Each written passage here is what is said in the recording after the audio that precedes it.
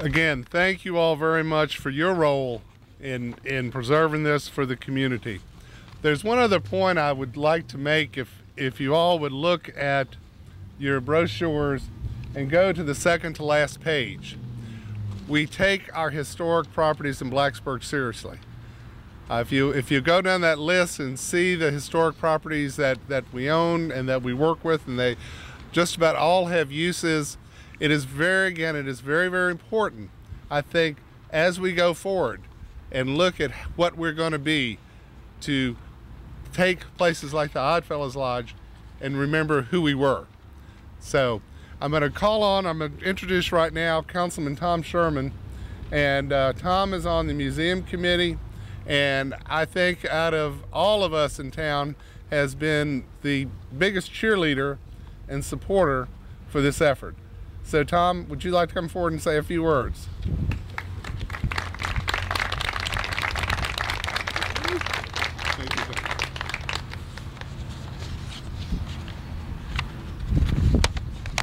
Well, this is a great day for us. I think for a lot of us it seems like it's been a long time. I started working on the restoration along with many others only about 6 years ago, and as we know, as we've heard today, this Blacksburg's history with this building is much longer and much deeper, and this building is indeed ingrained in the history of Blacksburg in a way that few other buildings are. I do need to thank some people who have been instrumental in reaching the milestone that we've reached today. Kay Moody, who, there's Kay, and Joanne Sutphin and Barbara Pendergrass were all so wonderful in giving their time, thoughts, and persistence to getting where we are today. Alvin, who mentioned before, Alvin Humes, and Roger Hedgepeth, Mayor Hedgepeth, who were so very supportive in getting this going and getting it into the town's list of properties. And Greg Campbell, who helped us with invaluable legal assistance and helping us transfer the property. Scott Gartner, Scott here, Scott crawled all over this building one summer documenting the building so that we could submit the application for historic designation. And finally, I want to thank Walter Lewis, my caving buddy Aubrey Mills, my extra conscience B. Walker, and they served not only as trustees but really as constant companions, not only to me and others who worked on this, but to this building, and they were invaluable advisors on the path to reach where we are today. We also owe a thanks to all of the people symbolized by Ethel Dobbins, who unfortunately passed away before seeing the fruits of her stewardship.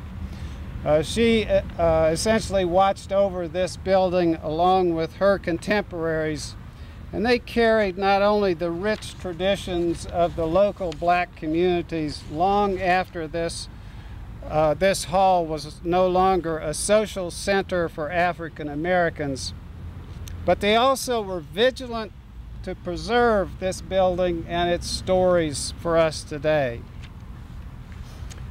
Now I'd like everyone to be real quiet for a moment and see if we can hear over the rustle of the traffic. Listen very carefully, because I think you'll hear the sounds of the last groundbreaking that took place on this property over 100 years ago.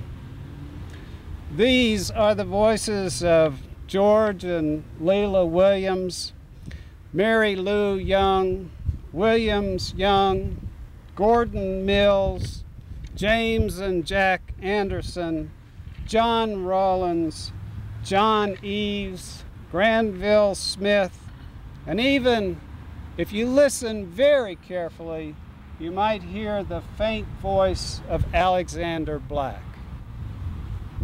These are the people whose visions we celebrate today. By beginning this restoration of the building they constructed with $95 to buy this small plot of land, and uncounted hours of physical and mental sweat equity to produce this simple, elegant testimony to what we all, I think, easily recognize as the epitome of the spirit of America. This building boldly shows their pride in its careful construction, their initiative in its clever design, their struggles in its accommodation of all forms of social gatherings, their persistence in building their own venues when they were not allowed elsewhere. Surely they were strong and resolute. But if we look closely, we see that this building also shows their joy in life, their love of family, their embrace of friends, and maybe most significantly, it shows their pride in their communities and their achievements. These legacies, their gift to us today, present a powerful lesson and are a source of great hope as we face different but difficult times of our own. Through this building, they clearly and convincingly tell us, you too can overcome. They know this because they did. So it is fitting that we follow their lead and press forward to preserve their legacy to us and to those who come after us, so we can learn from their examples and create for ourselves a future that reflects their virtues and commitments. Well, this is truly a great day. Now, let's shovel some dirt and get the restoration started. Thank you.